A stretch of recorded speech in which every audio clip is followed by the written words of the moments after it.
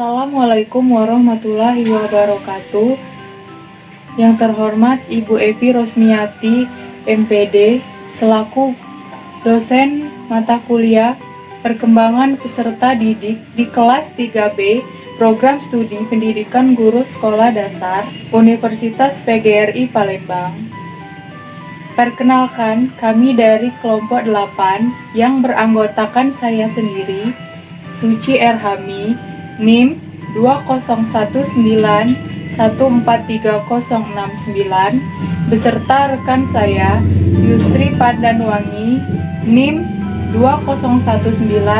2019143077, serta Eva Ermawati, NIM 2019143060, dan Giran Suarez, NIM 2019143072. Kami akan menjelaskan materi tentang karakteristik perkembangan anak usia sekolah. Baik, penjelasan yang pertama akan saya sampaikan mengenai perkembangan fisik motorik. Kemudian selanjutnya akan disampaikan oleh rekan saya mengenai perkembangan intelektual, perkembangan bahasa, perkembangan emosi, dan perkembangan sosial. Oke, langsung saja kita mulai mengenai perkembangan fisik motorik. Perkembangan fisik adalah perubahan fisik atau pertumbuhan biologis yang dialami siswa yang berumur 6-12 tahun. Perkembangan fisik pada anak meliputi perubahan-perubahan dalam tubuh seperti pertumbuhan otak, sistem syaraf, organ-organ indrawi, hormon, pertumbuhan tinggi dan berat, dan lain-lain. Selain perubahan-perubahan dalam tubuh, perubahan-perubahan cara individu dalam pengembangan menggunakan tubuhnya, serta perubahan dalam kemampuan fisik.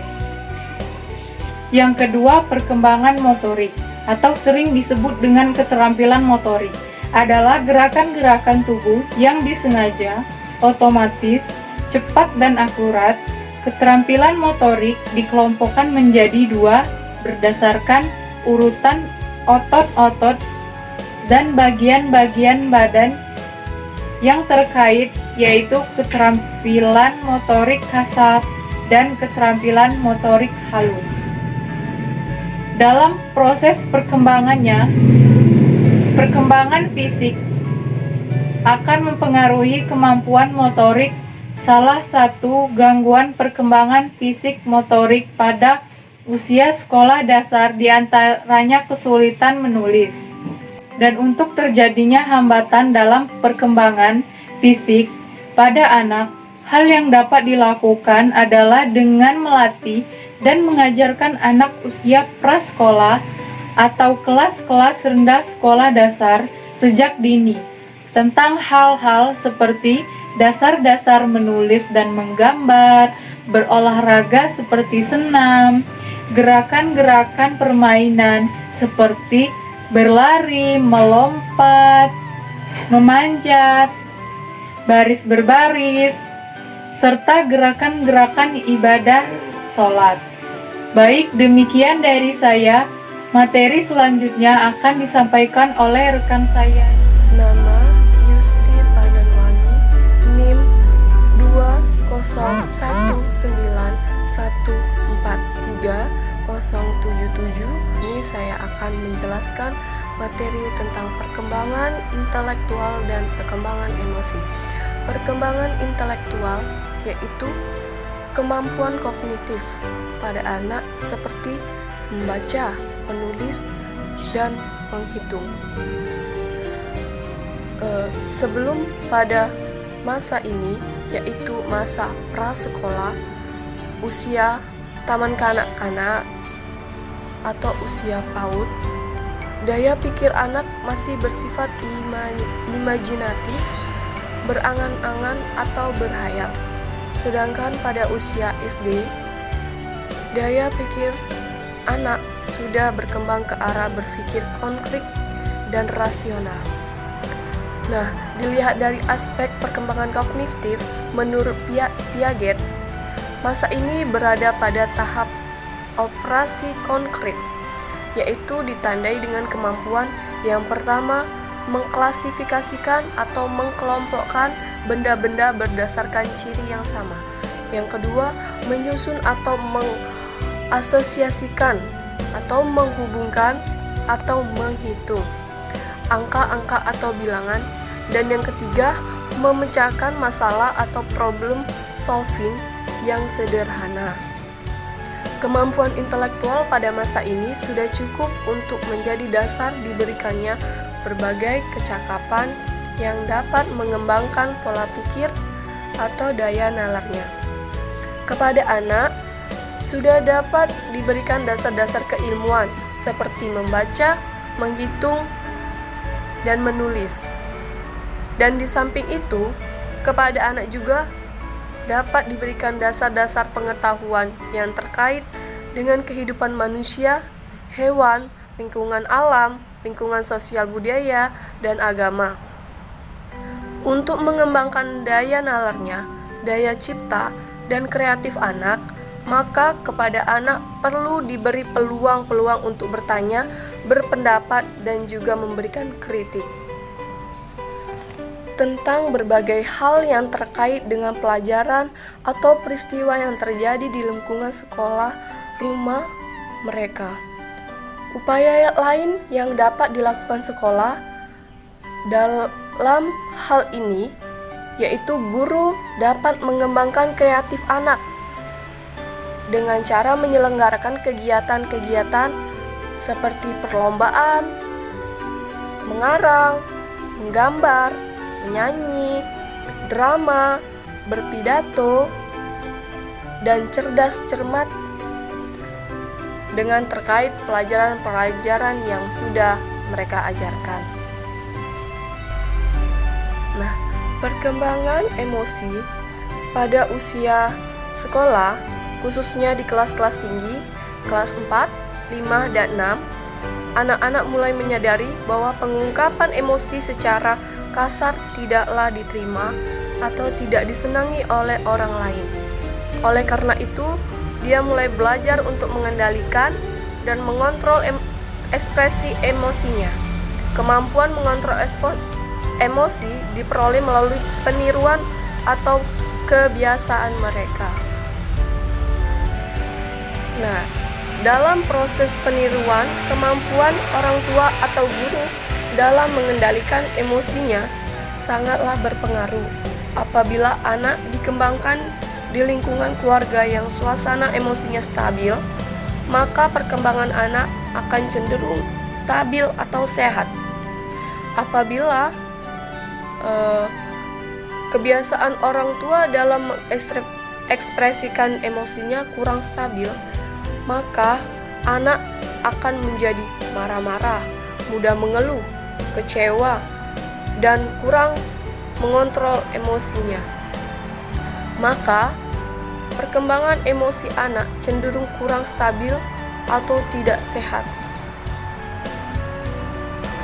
Nah, di sini saya sudah menjelaskan karakteristik emosi pada anak, bisa dilihat di sebelah. Karakter emosi stabil dan juga karakteristik emosi yang tidak stabil. Yang pertama, karakter emosi yang stabil menunjukkan wajah yang ceria, mau bergaul dengan teman secara baik, bergairah dalam belajar, dapat berkonsentrasi dalam belajar, bersikap respek atau menghargai terhadap diri sendiri dan orang lain. Dan karakteristik emosi yang tidak stabil atau tidak sehat, yang pertama menunjukkan wajah yang murung, tidak tersinggung, tidak mau bergaul dengan orang lain, suka marah-marah, suka mengganggu teman, dan tidak percaya diri. Emosi adalah faktor dominan yang memengaruhi tingkah laku individu. Dalam hal ini termasuk pula perilaku belajar.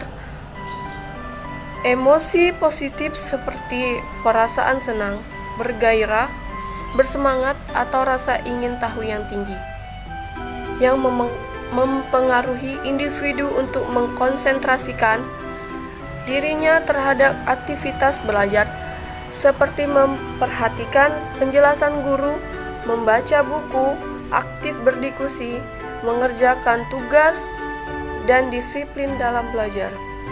Sebaliknya, apabila yang menyertai proses belajar itu emosi yang negatif, seperti perasaan tidak senang, kecewa, tidak bergairah, maka proses belajar tersebut akan mengalami hambatan dalam arti individu tidak dapat memusatkan perhatiannya untuk belajar, sehingga kemungkinan besar dia akan mengalami kegagalan dalam belajar. Berikut adalah upaya-upaya yang ditempuh guru dalam menciptakan suasana belajar mengajar yang kondusif adalah sebagai berikut. Yang pertama, mengembangkan iklim atau suasana kelas yang bebas dari ketegangan, seperti guru bersikap ramah, tidak judes atau galak.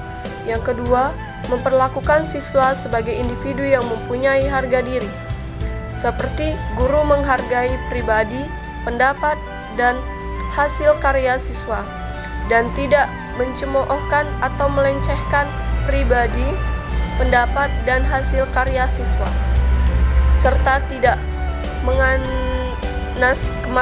atau menganakritikan siswa. 4. Memberikan nilai secara adil dan objektif, menciptakan kondisi kelas yang tertib, bersih, dan sehat. Berikut penjelasan saya tentang perkembangan intelektual dan emosi, dan perkembangan yang lain akan dijelaskan oleh teman saya. Assalamualaikum warahmatullahi wabarakatuh. Kenalkan, nama saya Giran Suarez, NIM 2019143072. Sini saya akan menjelaskan materi tentang perkembangan bahasa. Apa itu perkembangan bahasa? Bahasa adalah sarana komunikasi dengan orang lain.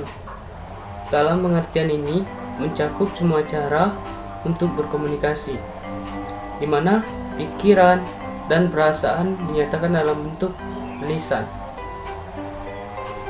Usia sekolah dasar merupakan masa perkembangan komunikasi, mengenal dan menguasai pembendaharaan kata dengan dikuasainya keterampilan membaca dan berkomunikasi dengan orang lain. Anak sangat gemar membaca ataupun suka mendengarkan cerita tentang perjalanan maupun tentang mendengarkan petualangan. Di sekolah sendiri, perkembangan bahasa itu dapat dikelompokkan menjadi dua, yaitu perkembangan bahasa ibu dan bahasa anak. Diperkuat dengan adanya pelajaran bahasa Indonesia di kelas rendah SD, dengan harapan semua siswa dapat menyesuaikan dan menggunakannya sebagai alat untuk berkomunikasi, untuk mengungkap perasaan dan memahami serta bacaan yang tertulis di setiap bukunya. Mungkin hanya ini yang dapat saya jelaskan. Lebih dan kurang saya minta maaf pada teman. Di sini saya Eva Ernawati, NIM 2019143060. Di sini saya akan melanjutkan materi, yaitu perkembangan sosial. Perkembangan sosial ini adalah pencapaian kematangan dalam hubungan atau interaksi sosial, dapat juga diartikan sebagai proses belajar untuk menyesuaikan diri dengan norma-norma kelompok, tradisi, moral agama. Perkembangan sosial pada anak usia SD atau MI ditandai dengan adanya perluasan hubungan. Berkat perkembangan sosial, anak dapat menyesuaikan dirinya dengan kelompok teman sebayang maupun lingkungan masyarakat sekitarnya. Dalam proses belajar di sekolah, kematangan perkembangan sosial ini dapat dimanfaatkan atau dimaknai dengan memberikan tugas-tugas kelompok, baik yang membutuhkan tenaga fisik seperti membersihkan kelas, halaman sekolah, seperti merencanakan kegiatan camping dan membuat laporan study tour. Pada anak usia 10 tahun ke atas, semakin bertambah kesadaran anak akan berfungsi sebagai moral dan sosial. Anak mulai dapat menerima bahwa nilai-nilai agama lebih tinggi dari nilai-nilai pribadi atau nilai-nilai keluarga, dimulai mengerti bahwa agama bukan kepercayaan masyarakat. Kemungkinan ada beberapa pola perilaku dalam situasi sosial pada anak-anak SD, yaitu kerjasama, persaingan, kemurahan hati, dan penerimaan sosial, simpati, empati, sikap ramah, perilaku, kedekatan. Periode usia sekolah dasar merupakan masa membentuk nilai-nilai agama sebagai kelanjutan periode sebelumnya. Kualitas keagamaan anak akan sangat dipengaruhi oleh proses pembentukan atau pendidikan yang diterimanya berkaitan dengan hal tersebut. Itulah presentasi dari kelompok kami. Apabila ada kesalahan, kami mohon maaf. Dan saya ucapkan terima kasih. Wassalamualaikum warahmatullahi wabarakatuh.